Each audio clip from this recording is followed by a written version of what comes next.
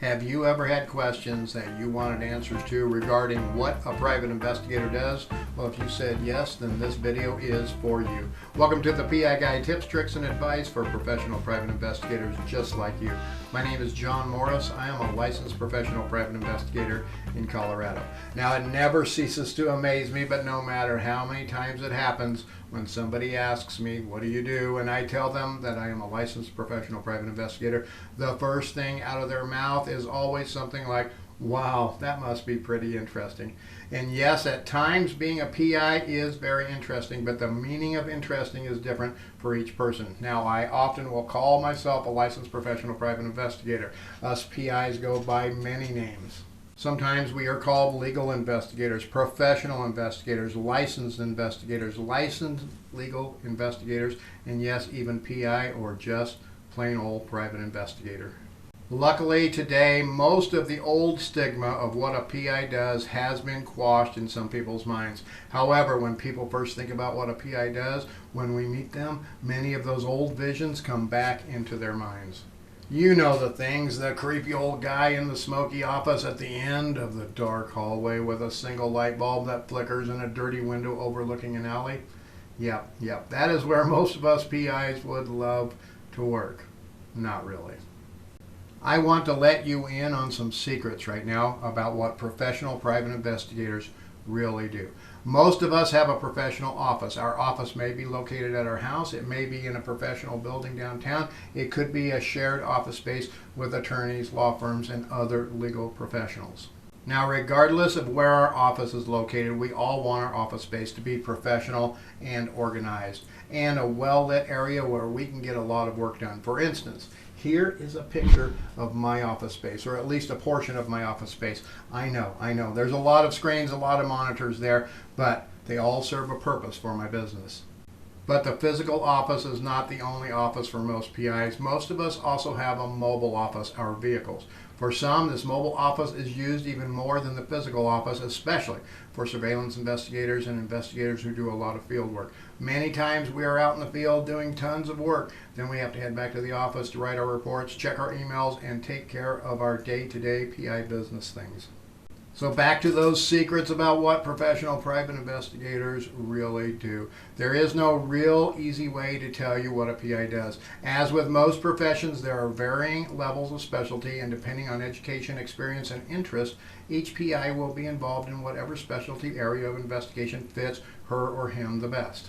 Now, most PIs, not all to be sure, do some level of surveillance work. Obviously, there are a lot of PIs that specialize in doing surveillance, and they do it day in and day out, and sometimes night in and night out. And my hat's off to each of these. I know the hard work that it can be. You would think sitting inside of a car all day would be fairly easy work. But our mobile offices are not built to be sitting in all day like our regular offices. When we are out on surveillance, there's no getting up and stretching our legs when they start to cramp up. There's no running to the restroom really quick when we have to go. There's no grabbing a quick burger for lunch.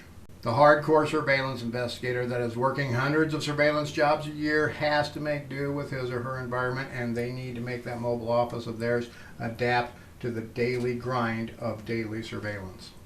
But not all PIs that conduct surveillance are these mobile ninjas with thousands of hours of experience conducting surveillance. Many PIs may have to sit out on a short stakeout while waiting for somebody. Perhaps they're serving process on a witness and they are just waiting down the block for them to get home from work. Or they need to interview witnesses in a specific area and they conduct some surveillance to ID those potential witnesses and then talk to them. I have found that the vast majority of all PIs have conducted some level of surveillance at some point in their PI career. But it's not all just about conducting surveillance. Most PIs will also be well versed at some level in conducting locate investigations. Like with surveillance, there are differing levels of locating people, from the simplest to the most complex. For instance, on my desk right now, I have several locate investigations. A couple of these are simple ones involving locating somebody to be served civil summonses. They probably are not hiding. They're probably not going to be too hard to find. Another one, though, has been somebody that's been hiding for some time, as there's a lot of people trying to sue him, and those allegations against him could also lead to potential criminal charges. As professional private investigators who conduct locate investigations, We have a ton of resources at our disposal.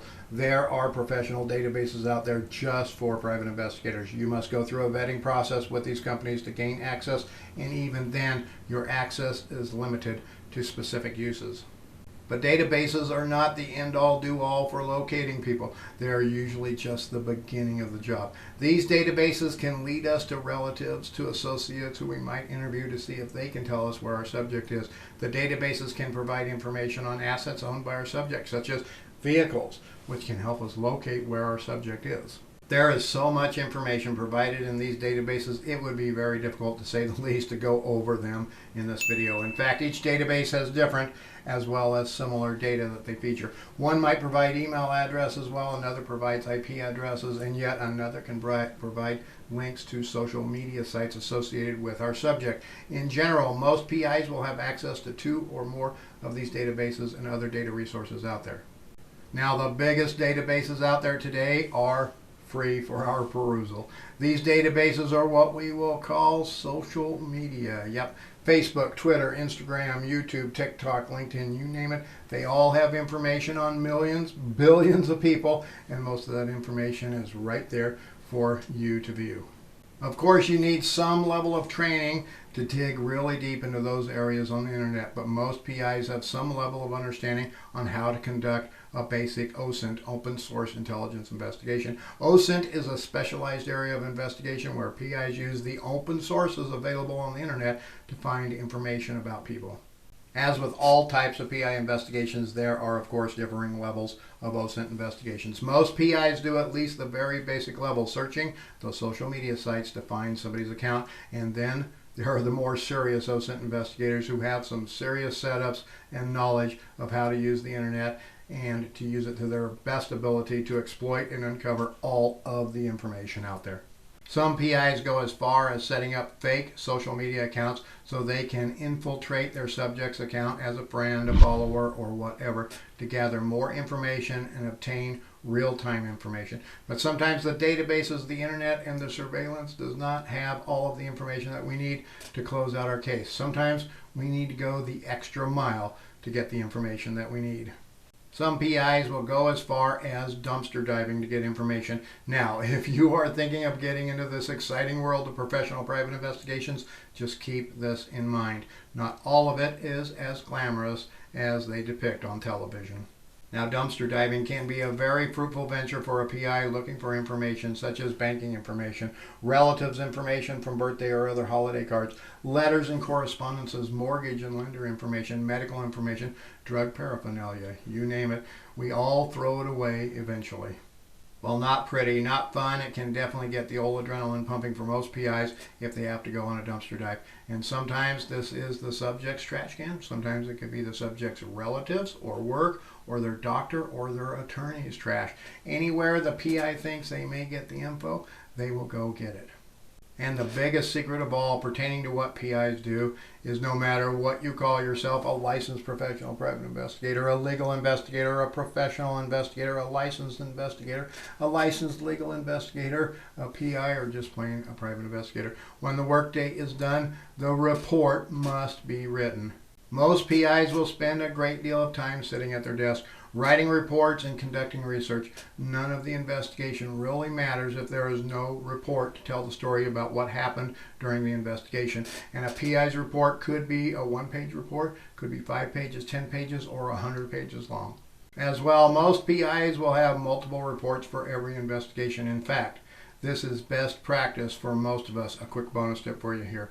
If you have 10 interviews, you should be supplying your client with 10 reports. And if you have 4 follow-up interviews, you should be providing your client with 4 additional reports. Your client, usually the attorney in these cases, then can pick and choose what reports, what evidence, and that is what your report is. It is evidence in the case. The attorney can then pick which ones to enter into the court record.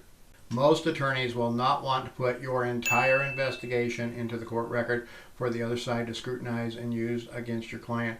If it has no benefit to your client, or it may have detrimental information against your client, they're going to not want to have that in court. Hey, here are 2 more videos that I made just for you. Thank you so much for watching and supporting the PI Guy channel. And remember, folks, stay safe out there.